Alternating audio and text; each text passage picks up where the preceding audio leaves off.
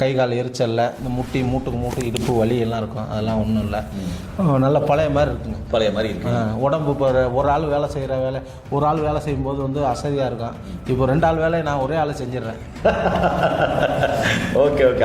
அதுக்கப்புறம் வந்து நம்ம வந்து இவர் அனலைஸ் பண்ணோம், எதனால் இவருக்கு வந்து மெட்டபாலிக் ப்ராப்ளமா இல்லை வேறு ஏதாவது அவருக்கு வந்து இன்சுலின் வந்து ரெசிஸ்டன்ஸு எந்த அளவுக்கு எல்லாமே அவரோட வாழ்வியல் முறை என்னெல்லாம் கால்குலேட் பண்ணிவிட்டு ஸோ டாக்டர்ஸ் இன்னும் 2 பேர் கன்சல்ட் பண்ணி அவங்களுக்கு சில பஸ்மங்கள் செந்துருவங்கள்லாம் அந்த மாதிரி கொடுத்தாங்க. இந்த மாதத்தோட இப்போ இங்கே கிருஷ்ணகிரிக்கு வந்திருக்கேன் காமிக்கிறதுக்காக. வந்து காமிச்சா எனக்கு இப்போ நல்லா நார்மல் ஆகிடுச்சு, ஒன்றும் பிரச்சனை இல்லை. 3 மாதமாக தொடர்ந்து எடுத்துருக்கு, அதெல்லாம் நார்மலாக தானே வந்துக்குது. நார்மலாக திருப்பி ஏன் எடுக்கிறீங்க? திருப்பி எடுக்கிறேன்னாக்கா திருப்பி வந்துடுவாங்க ஒரு பயம்தான். சரி சரி சரி.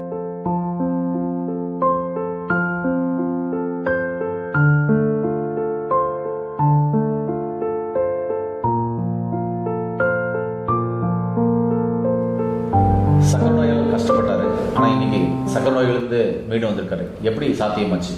என்னென்ன மருந்துகள் எடுத்தாரு? என்ன இயற்கையான வழிமுறைகளை கடைப்பிடிச்சார்? எப்படி டாக்டர் அவருக்கு சரியான ஆலோசனைகள் கொடுத்தாரு அப்படின்ற தெளிவான வீடியோவை இந்த வீடியோவில் பார்க்கலாம். வாங்க வீடியோக்குள்ள போகலாம். நண்பர்களே, ஐயாவுடைய பேர் என்ன, அவர் எப்படியெல்லாம் சக்கரை நோயால் கஷ்டப்பட்டார், அதனால் என்னென்ன பாதிப்புகள் உடல் மூலம் வந்துச்சு, எப்படி டாக்டரை கான்டாக்ட் பண்ணார், அதிலிருந்து எப்படி மீண்டு வந்தார், முழு தகவல் நமக்கு இந்த காணொலியில் பார்க்கலாம். ஸ்கிப் பண்ண பாருங்கள். ஒருவேளை சக்கரை நோயால் பாதிக்கப்பட்டிருந்தீங்கன்னாக்கா இந்த வீடியோவை எல்லாருக்கும் ஷேர் பண்ணி விடுங்க. அவங்களுக்கு இந்த வீடியோ பயனுள்ளதாக இருக்கும்.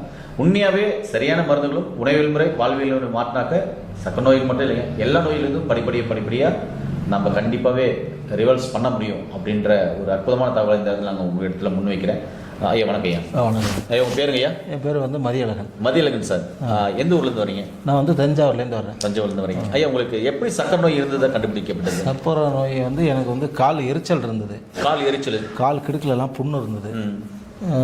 நான் வந்து விவசாய வேலைக்கு போகிறதுனால வயக்காட்டில் அது மாதிரி இருக்கும் அப்படின்னு சொல்கிறதுனால இருந்ததுனால கோடை காலம் வந்தாலும் அது மாதிரி இருந்துக்கிட்டே இருந்துச்சு. கால் நைட்டில் தூங்கினா ரொம்ப எரிச்சல் ஓவராக இருந்துச்சு. சரி அப்படின்ட்டு யூரின் வந்து அடிக்கடி போய்கிட்டே இருந்துச்சு. நைட்டில் ஒருத்தருக்கு 4 டைம் போய்கிட்டே இருந்தது. 4 டைம் போய்கிட்டே இருந்துச்சு. இதனால தூக்கம் ரொம்ப பாதிப்படைஞ்சிக்கிட்டே இருந்துச்சு. சரி இது மாதிரி இருந்தால் சுகர் இருந்தாலும் இருக்கும் அப்படின்னு சொல்லி எங்கள் அப்பாவுக்கு இது மாதிரி சுகர் இருந்தது. சரி உனக்கும் இருந்தாலும் இருக்கும் அப்படின்னு சொல்லி எங்கள் வீட்டில் எல்லாம் எங்கள் அம்மா எல்லாம் சொன்னாங்க. சரின்ட்டு போய் பக்கத்தில் ஒரு கிளினிக்கில் எடுத்ததில் உங்களுக்கு சுகர் 350 இருக்குது, நீங்கள் மருந்து மாத்திரை எடுக்கணும்னு சொல்லி அங்கே உள்ள டாக்டர் எனக்கு மென்ஷன் பண்ணி எழுதி கொடுத்தாங்க. நான் வந்து ஆரம்பத்துலேருந்தே உங்களோட வீடியோ வந்து நான் பார்த்துக்கிட்டே இருப்பேங்க. ஒரு பொழுதுபோக்கு மாதிரி பார்த்துக்கிட்டே இருப்பேன். நீங்கள் உங்களுடைய பேச்சு எனக்கு ரொம்ப பிடிக்கும். சரி சரி. அதனால நான் பார்த்துக்கிட்டே இருப்பேங்க. பார்த்துக்கிட்டே இருந்ததில் சரி நமக்கு இது மாதிரி வந்துச்சுனாக்கா இந்த சார் இதை கான்டாக்ட் பண்ணி நம்ம உடனே இதுக்கு கன்சல்ட் பண்ணிக்கணும், நம்ம இந்த மாதிரி இதுக்கு போகவே கூடாது அப்படிங்கிறத நான் ஒரு இதுக்கு வந்தேன். சரி எனக்கு வந்ததுனால உடனே உங்கள் கிளினிக்கு கான்டாக்ட் பண்ணோன்னா ஒரு மேடம் பேசினோன்னா நீங்கள் பேசின அந்த ஆடியோலாம் எனக்கு அனுப்பிச்சி விட்டாங்க. அனுப்பிச்சி விட்டோன்னா ஒரு டெஸ்ட் எடுத்து எனக்கு அனுப்பிச்சி விடுங்க அப்படின்னாங்க. அனுப்பிச்சி விட்டோன்னா அப்புறம் உடனே அந்த டிஎம் ட்ராப்பர்ஸ்னு ஒரு இதை கொடுத்து 1 மாதம் நீங்கள் சாப்பிட்டுங்க எப்படி வாங்கன்னாங்க. ஆனால் டெஸ்ட் எடுத்ததில் வந்து 400 இருந்தது எனக்கு ஃபஸ்ட்டில் இருந்ததில் வந்து 1 மாதம் உங்கள் இதில் சாப்பிட்டதில் 160 வந்துருச்சு. 160 வந்துருச்சு 1 மாதம் வெறும் டிஎம் டாப்பரில். அப்புறமே வந்து எங்கே காமிக்கலாம் அப்படின்னாங்க. திருச்சியில் வந்து காமிச்சுங்க அப்படின்னு சொன்னாங்க. அப்புறம் திருச்சியில் வந்து உங்கள்கிட்ட நான் இப்போ நெருக்கி ஒரு 8 மாதமாக காமிச்சிக்கிட்டே இருக்கேன். இப்போ இந்த மாதத்தோட இப்போ இங்கே கிருஷ்ணகிரிக்கு வந்திருக்கேன் காமிக்கிறதுக்காக. வந்து காமிச்சா எனக்கு இப்போ நல்லா நார்மல் ஆகிடுச்சு, ஒன்றும் பிரச்சனை இல்லை. 3 மாதமாக தொடர்ந்து எடுத்துருக்கு, அதெல்லாம் நார்மலாக தானே வந்துக்குது. நார்மலாக திருப்பி ஏன் எடுக்கிறீங்க? திருப்பி எடுக்கிறேன்னாக்கா திருப்பி வந்துடுவாங்க ஒரு பயம்தான். சரி சரி சரி. பயங்கிறத டாக்டர் இது மாதிரி கொஞ்சம் எடுங்க உடனே டக்குன்னு விட்டுட்டாலும் வந்தாலும் வந்துடும். Okay okay. அந்த மாதிரி ஒரு பயம். திருப்பியும் எப்படி வரும் அப்படின்னா, திருப்பியும் இந்த மருந்துகள்லாம் எடுக்காம நார்மலாக திருப்பியும் நார்மல் ஃபுட்டுக்கு உணவியல் முறை வாழ்வியல் முறை மாறி போச்சு. திருப்பியும் ஜீரணம் இல்லாமல் சாப்பிட்றீங்க, நிறைய கார்போஹைட்ரேட் எடுக்கிறீங்க, உழைப்பே இல்லை அப்படின்னா வரதுக்கு வாய்ப்பு இருக்கு. ஆனால் இந்த இப்போ குணமாயிடுச்சு அப்படின்னு சொன்னால் இப்போ மருத்துவர் ஐயாவை கேட்கலாம், டாக்டர் கேட்கலாம் உங்களுக்கு மருந்துகள் தேவையில்லையா. அதுக்கப்புறம் என்னுடைய சஜஷன் என்னன்னா, நீங்கள் இந்த உணவியல் முறை வாழ்வியல் முறை மற்றும் நான் சொன்ன மாதிரி கடைப்பிடிச்சிங்கன்னாவே வராதுன்னு தான் சொல்ல வரேன். அதனால திரும்பி டெஸ்ட் எடுக்க வேண்டாம். இப்போ மருத்துவரை பார்க்க வந்தீங்களா, டாக்டர் என்ன சொன்னாரு, அவருடைய ஆலோசனை படி என்ன நீங்க நடந்தீங்க? டாக்டர் வந்து பார்த்ததுல வந்து சில இதெல்லாம் இந்த கருப்பு கவுனி அரிசி, காட்டியான அரிசி, இந்த மாதிரி உணவுகள்லாம் பாரம்பரியமான அரிசிகள்லாம் மாற்றுங்க. இந்த வெள்ளை பூசணிக்காய் ஜூஸு, சுரக்காய் juice, beetroot juice, carrot juice, இந்த மாதிரி இதை ஒரு நாளைக்கு ஒன்று சாப்பிட்டுட்டு வாங்க. டீ காஃபி அவாய்ட் பண்ணிவிடுங்க அப்படின்னு சொன்னாங்க. நானும் அதே மாதிரி டீ காஃபி வந்து நம்ம குடித்ததுனால அதையும் என்னால் அவாய்ட் பண்ண முடியல. கொஞ்சமாக லைட்டாக எடுத்துக்கிட்டேன். அதனால இதையும் மாற்றிக்கிட்டதுனால வந்து எனக்கு இந்த இதுலேருந்து பிரச்சனையிலேருந்து விடுபட்டு வந்துருச்சு. ரெண்டாவது இந்த தின்பண்டங்கள் வந்து நான் அந்த எண்ணெய் பண்டங்கள் சாப்பிடுவேன் அடிக்கடி. வேலைக்கு போன வகையில் கொடுப்பாங்க. இப்போ அதையும் வந்து கம்ப்ளீட்டாக குறைச்சிட்டேன். நான் புரோட்டா வந்து டெய்லி ஆனால் சாப்பிட்டுக்கிட்டே இருப்பேன். புரோட்டா சாப்பிடலன்னா ஒரு நேரம் என்னால் தூக்கம் வராது. அப்போ அது மாதிரிலாம் பிரியர் அது மாதிரி ஒரு நேரம் இருந்துச்சு. இன்னைக்கு வந்து அந்த புரோட்டாவே சுத்தமாக ஒதுக்கிட்டேன். ஏதோ ஒரு விஷத்தை கண்டா ஒதுங்குற மாதிரி எனக்கு ஒரு இது அந்த மாதிரி வந்துச்சு. அதனால அதை ஒதுங்கினதுனால ஐயாவுடைய அந்த மருந்து மெடிசன்னாலே இந்த உணவியல் வாழ்வை முறை மாற்றுறதுனாலே HbA1c நார்மலாக இருக்குது. இந்த சுகரும் அந்த சாப்பாட்டுக்கு முன்னாடி சாப்பிட்டதுக்கு அப்புறம் எல்லாம் நீட்டாக குணமாகி வந்துருச்சு. இப்போ நீங்க சுகர் இருக்கும்போது இருந்த சிம்டம்ஸ், அடிக்கடி யூரின் போறது, காலேஜ், இப்போ இருக்கா? இப்போ அதெல்லாம் ஒன்றும் இல்லைங்க. ஒன்றும் இல்லை. இப்போ நைட்டு யூரின் போயிட்டு வந்து படுத்தோம்னா காலையில் விடிய காலம்பரை தான் யூரினே வருது. நம்ம எப்பயும் சுகருக்கு முன்னாடி இருந்தது மாதிரி தான் வருது. நான் சுகர் முன்னாடி நீங்கள் எப்படி இருந்தீங்களோ அதே மாதிரி தான் வருது. இல்லைன்னா நான் பைக்கில் வந்து இங்கேருந்து நான் ஒரு தஞ்சாவூரோ திருச்சியோ போகிறேன்னு வச்சுங்களேன், இடையிலேருந்து ஒரு 3-4 டைம் நிப்பாட்டி ஒன்று போயிட்டு தான் அப்புறம் போக முடியும் என்னால். இப்போ வந்து நான் வந்து இப்போ எடுத்தனாக்கா அந்த இடத்துல போய் முடிச்சுட்டு அதுக்கப்புறம் அதான் வந்துச்சுன்னா தான் போகிறது, இல்லைன்னா அதுவும் இல்லை. அந்த மாதிரி நார்மலாக வந்துருச்சு எனக்கு. ஓகேங்க. சாரோடைய அந்த ஒரு இதில் எங்களுக்கு ரொம்ப திருப்தி ஆயிடுச்சு.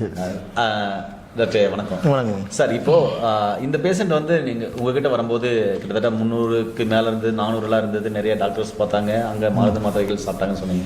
நீங்கள் கொடுத்த இந்த டிஎம் டிராப்பர், அப்புறம் மதுமேக சூரணம், அப்புறமா மருத்துவ சார் டாக்டர் சார் கொடுத்த அந்த சூர்ணங்கள் எல்லாம் எப்படி வேலை செஞ்சது? இவர் என்ன கண்டிஷன் வந்தார்? இப்போ எப்படி HbA1c நார்மல் ஆச்சு?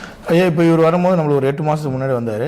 முதல்ல வந்து மருந்து எனக்கு அனுப்பிச்சி விடுங்கன்னு சொல்லி கேட்டதுனால இவருக்கு ட்ராப்ஸ் மட்டும் அனுப்பிச்சி விட்ருக்காங்க. அது எடுத்திருக்காரு. அதுக்கப்புறம் நம்ம மருத்துவ என்ன பண்ணியிருக்காங்க அப்படின்னா, டாக்டர் வந்து பாருங்கள் ரிப்போர்ட்ஸ் வந்து இவர் வரும்போது வந்து ஃபாஸ்டிங்கும் ப்ரோஸ்பெனால் மட்டும் ரிப்போர்ட் எடுத்துகிட்டு வந்தார். அப்போது இந்த ட்ராப்ஸ் மட்டும் எடுத்தப்போ அவர் சொன்னது போல் அவருக்கு வந்து நல்ல கண்ட்ரோல் இருந்தது. ஆனால் ஃபாஸ்டிங்குமே வந்து ஹையாக இருந்தது. அதுக்கப்புறம் வந்து நம்ம வந்து இவர் அனலைஸ் பண்ணோம், எதனால் இவருக்கு வந்து மெட்டபாலிக் ப்ராப்ளமா இல்லை வேறு ஏதாவது அவருக்கு வந்து இன்சுலின் வந்து ரெசிஸ்டன்ஸு எந்த அளவுக்கு எல்லாமே அவரோட வாழ்வியல் முறை என்னெல்லாம் கேல்குலேட் பண்ணிவிட்டு, ஸோ டாக்டர்ஸ் இன்னும் 2 பேர் கன்சல்ட் பண்ணி அவங்களுக்கு சில பஸ்மங்கள் செந்தூரங்கள்லாம் அந்த மாதிரி கொடுத்தாங்க. அது கால் எரிச்சலுக்கு அவருக்கு வந்து கொஞ்சம் ஜென்ரல் வீக்னஸ் மாதிரிலாம் இருந்தது. சரியான தூக்கம் இல்லாமல் இருந்தது. மலச்சிக்கலும் வந்து ஒரு பிரச்சனையாக இருந்தது. ஸோ மதுமேக சூர்ணம் அடிஷனலாக வந்து கொடுத்துட்டு இன்னும் சில கஷாயங்கள்லாம் கொடுத்து டயட் மாடிஃபிகேஷன் என்னன்னு சொல்லிட்டு நான் இப்போ அவருக்கு கைட் பண்ணேன். அது கைட் பண்ணதில் வந்து எதெல்லாம் அவர் தவிர்க்கணும் அப்படின்றது அவர் ஏற்கனவே தெரிஞ்சு வச்சுருந்தார். நம்ம வந்து என்ன சாப்பிட்ணும் அப்படின்றது மாதிரி அவங்களுக்கு வந்து ஒரு லிஸ்ட்டை வந்து கொடுத்தோம். அதை கொடுத்ததுக்கப்புறம் அவருக்கு வந்து முதல்ல வந்து அந்த அசௌகரியம் வந்து சரியாச்சு. முதல் மாதம் 2வது மாதத்தில் அவர் நல்ல சுசுக்கு போயிட்டார். ஸ்லீப் பேட்டர்ன், அந்த எக்ஸசிவ் யூரினேஷனு, ஃப்ரீக்வெண்ட் தஸ்ட்டு, அந்த மாதிரி கால் எரிச்சல், மதப்பு, இது எல்லாமே நல்லா குறைஞ்சி வந்தது. கிட்டத்தட்ட ஒரு 90% நல்லா ரிலீஃப் ஆகிட்டேன் அப்படின்னு சொன்னார். அவர் ஏன் திரும்ப கன்டினியூ பண்ணார், ஒரு மாதம் வேணால் பிரேக் பண்ணி பாருங்கள் அப்படின்னு சொல்லிட்டு நம்ம நிறைய மருந்துகளை குறைச்சிட்டு மதுமேக சூர்ணமும் டிஎம் ட்ராப்ஸ் மட்டும் கொடுத்துட்டு அவருக்கு வந்து ட்ரீட்மெண்ட் பண்ணும்போது அவர் மறுபடியும் வந்து ஸ்பைக் ஆச்சு. அப்போ அவர் சொன்னது போல் அடிக்கடி கொஞ்சம் வெளியில் போகிறது, நல்லது கெட்டதுக்கெல்லாம் போகும்போது சில உணவுகளை வந்து அவர் எடுக்கிற மாதிரியான சூழ்நிலை வந்தது, காஃபி டீ இந்த மாதிரி. அப்புறம் வேலையின் காரணமாக கிளைமேட் சேஞ்சஸ்னாலே அவர் ஸ்லீப் பேட்டர்ன் கொஞ்சம் டிஸ்டர்ப் ஆனாலும் மறுபடியும் வந்து ஒரு ஸ்பைக் வந்து இப்போ மறுபடியும் அவர் ட்ரீட்மெண்ட் பண்ணும்போது எப்படி குறைந்த மருந்துகளை வச்சு ஹேண்டில் பண்ணிட்டு லைஃப் ஸ்டைல் மாடிஃபிகேஷன் பண்ணுவது அவர் நல்லா கோஆப்ரேட் பண்ண வகையில் இப்போ வந்து பார்த்தீங்கன்னா 8th மந்த் எடுக்கும்போது அவருக்கு வந்து 7.6 தான் வந்து HbA1c வந்து 7.6 தான் வந்து இருந்தது. அவரோட ஃபர்ஸ்ட் அவர் வந்த ரிப்போர்ட் வந்து 12 கிட்ட இருந்தது. HbA1c 12 ஒரு 4 months ட்ரீட்மெண்ட்டுக்கு அப்புறம் பார்த்தீங்கன்னா 7.6 வந்து மாறிடுச்சு. இதுக்கப்புறமா எதையும் பெருசாக சேஞ்சஸ் பண்ண வேண்டாம் அப்படின்னு சொல்லி அதே கண்டினியூ பண்ணுங்க, உங்களுக்கு HbA1c இவ்வளோ ரிவர்ஸ் ஆகுதுன்னு சொல்லிட்டு நம்ம பார்க்கலான்னு சொன்னோம். அந்த மாதிரி பார்த்ததில் இப்போ வந்து பார்த்தீங்கன்னா அவருக்கு வந்து 6.2 வந்து வந்திருக்கு. இப்போ இன்றைக்கி எடுத்த ரிப்போர்ட் படி அவருக்கு 6.2 நார்மல் 6.2 நார்மல் நான் டயபெட்டிக் இல்லைங்களா? ஆமாம், அந்த கண்டிஷன் வந்து அவருக்கு ரைஸ் ஆகிடுச்சு. ஓகே. ஸோ இப்போது அவர் வந்து மருந்து கண்டினியூ ஒரு 2 months நான் எடுத்துக்கிறேன், மறுபடியும் எனக்கு ஸ்பைக் ஆகுமா அப்படின்னு சொல்லி கேட்க. அதனால் அவருக்கு வெறும் குறைந்த மருந்துகள் 2 மருந்துகள் மட்டும் அவருக்கு கொடுத்துருக்குறோம். Pure herbal remedies. அதில் என்ன மருந்து கொடுத்துருக்கீங்க? டிஎம் டாப் கொடுத்துருக்கீங்களா? கொடுத்துருக்கீங்களா? டிஎம் ட்ராப்ஸும் மதுமேக சூர்ணம் மட்டும் அவருக்கு கொடுத்துருக்கோம். இப்போ அவருக்கு வந்து பலகீனம் வந்து இருக்குது. பலகீனம் இருக்கிறதுனால அதுக்கு அவரோட வாழ்வியல் முறையில் வந்து சில மாற்றங்கள் வந்து சொல்லியிருக்கோம். சில உணவுகளை வந்து மாற்ற வந்து அவருக்கு சொல்லியிருக்கோம். அந்த உணவுகளை வந்து மாற்றங்கள் வந்து அவர் பண்ணும்போது ஸ்லீப் பேட்டர்ன் வந்து இம்ப்ரூவ் ஆகும்போது இது வந்து எப்போ ரிவர்ஸ் ஆச்சோ அது அப்படியே வந்து மெயின்டைன் ஆகிக்கும். Okay okay okay. இப்போ ஒவ்வொரு உடல்நிலை பொறுத்த மாதிரி இந்த மருந்துகள் வேலை செய்யுமா சார், இல்லை எல்லாருக்கும் ஒரே மாதிரி வேலை செய்யுமா? அவரோட உடல்நிலையும் மற்றும் அவரோட லைஃப் ஸ்டைல், அவரோட உணவு பழக்க வழக்கங்கள் அதை பொறுத்து வந்து இந்த மருந்துங்களோட தன்மையும் அவருக்கு இருக்கக்கூடிய நோயோட தன்மையும் வந்து வெளிக்காட்டுறது வந்து வேறு மாதிரி இருக்கும். நம்ம வந்து ஒரு பர்சனும் நம்மளோட டாக்டர்ஸ் டீம் வந்து அனலைஸ் பண்ணி யாருக்கு என்ன டோசேஜ் ஆஃப் மெடிசின்ஸ் வந்து கொடுக்கணும், என்ன டைமில் வந்து எடுத்துக்கணும் அப்படின்றது அவங்க டிசைட் பண்ணி கொடுக்குறாங்க. நம்ம வந்து இவருக்கு டயட் மாடிஃபிகேஷன்ஸ் வந்து நான் வந்து இவங்களுக்கு ப்ரிஸ்கிரைப் பண்ணுறேன். ப்ளஸ் வந்து லைஃப் ஸ்டைல் சேஞ்சஸும் வந்து சொல்கிறோம். நிறைய பேர் பார்த்திங்கன்னா தூங்குகிற டைம் வந்து வேறு இருக்கும். சில பேர் நைட் ஷிஃப்ட் வந்து போவாங்க. 15 நாள் நைட் ஷிஃப்ட் 15 நாள் டே ஷிஃப்ட் இருக்கும். ஸோ இந்த மாதிரி இருக்கவங்களுக்கு அந்த விதமான என்ன அவங்களோட போர்ட்ஃபோலியோ இருக்கோ, என்ன டைப் ஆஃப் அவங்களுக்கு வந்து லைஃப் ஸ்டைல் இருக்கோ அதுக்கு தகுந்த மாதிரி நம்ம வந்து இங்கே சேஞ்சஸ் வந்து பண்ணி தரோம். டாக்டர்ஸும் அதுக்கு தேவையான கூட்டு மருந்துகள் ஏற்கனவே அண்டர்லைங் கண்டிஷன் சொல்லுவாங்க. வேறு ஏதாவது அவங்களுக்கு பிபி இருக்கலாம், வேறு ஏதாவது ப்ராப்ளம்ஸ் கார்டியக் கம்ப்ளைண்ட்ஸ் இருக்கலாம், இல்லை வேறு ஏதாவது மெடிக்கேஷன்ஸ் அவங்க வந்து மூட்டு தேய்மானம் இந்த மாதிரி வந்து எடுத்துக்கலாம். ஸோ அதுக்கு தகுந்த வேறு வந்து மருத்துவர்கள் வந்து பரிந்துரை செய்கிறாங்க. அதோடு சேர்த்து நாங்கள் குழுவாக வந்து செயல்பட்டு இவங்களுக்கு வந்து இந்த டயபிட்டிஸ் வந்து நல்லா குறைச்சி வந்து கொடுத்து ரிவர்ஸ் பண்ணிடுறோம்.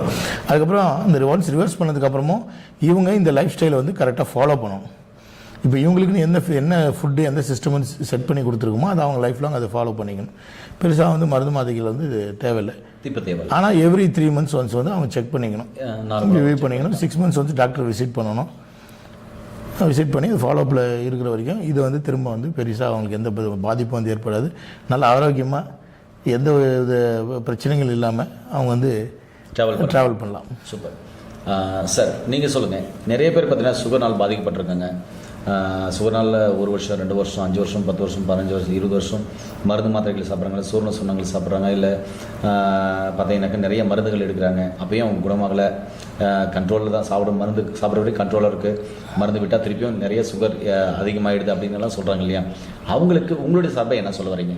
அவங்களுக்கு உன்னோட சார்பாக என்ன சொல்ல வரேன்னாக்கா, இந்த மாதிரி எனக்கு டாக்டர் கொடுத்த மெடிசனை சார் அவங்கள கான்டாக்ட் பண்ணி நீங்கள் சாப்பிட்டீங்கன்னாக்கா உங்களுக்கு வந்து அந்த மாதிரி சுகர் அந்த கண்ட்ரோலுக்கு வந்துடும்.